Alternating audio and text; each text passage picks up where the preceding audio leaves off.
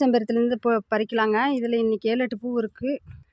காஷ்மீர் ரோஸ்லேயும் இன்றைக்கி ஒரு 3 பூ பூத்துருக்காங்க நல்லா.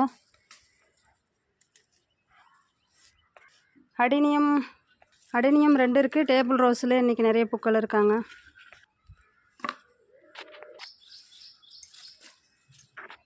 ரெட் ரோஸ் பாரிஜாதம் 1 இருக்குது. மஞ்சள் கலர் செம்பருத்தியில் ஒரு 2 பூ இருக்குங்க. அப்புறம் பன்னீர் ரோஸும் நிறைய இருக்காங்க.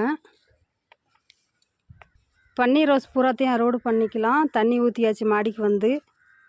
இப்போ பூக்கள் அறுவடை பண்ணிகிட்ருக்கேன்.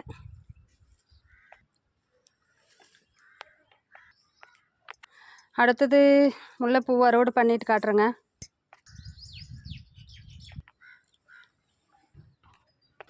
அடுத்தது ஜாதி முல்லை பறிச்சுட்டு காட்டுறேங்க.